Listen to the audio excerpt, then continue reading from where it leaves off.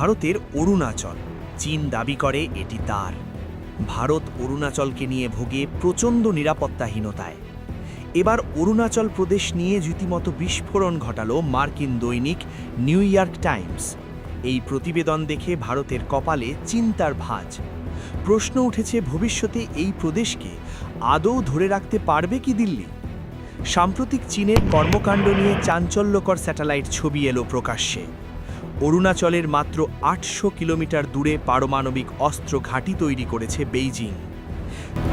Satellite চিত্র বিশ্লেষণ করে দেখা গেছে এমন চাঞ্চল্যকর দৃশ্য। ২০২২ থেকে ২০২৬ সাল পর্যন্ত তোলা ছবি বিশ্লেষণ করে দেখা গেছে যে গোপনে সিচুয়ান প্রদেশে পারমাণবিক অস্ত্র ঘাঁটি তৈরি করেছে চীন।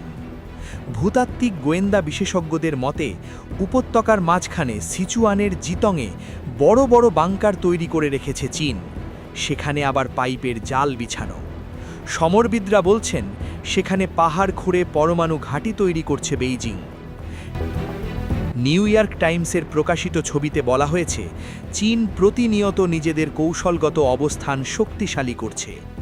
পেন্টাগনের আশঙ্কা ২০২৪ সালের শেষের দিকে চীনের পরমাণু বোমার সংখ্যা ৫০০-এর বেশি হবে, আর ২০৩০ সালের মধ্যে এই সংখ্যা হবে ১,০০০।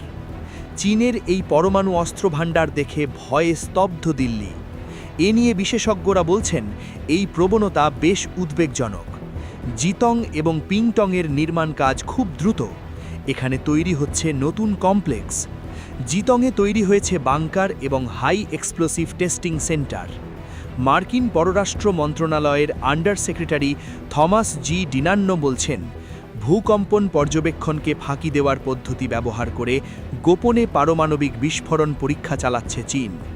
২০২০ সালের ২২ জুন এমন এক পরীক্ষামূলক পরমাণু বিস্ফোরণ ঘটিয়েছিল বেইজিং।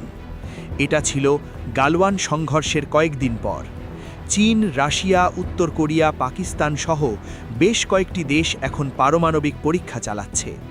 এই ধারাবাহিকতায় আমেরিকাও পারমাণবিক পরীক্ষা চালানোর ওপর তৎপর হয়ে উঠেছিল। তবে আমেরিকার সবচেয়ে বেশি ভয় চীনকে ঘিরে, আর ভারতের ভয় অরুণাচলকে ঘিরে। এই অঞ্চল দখলে নিতে প্রায়শই তৎপর হয়ে ওঠে চীনের ড্র্যাগন আর্মি।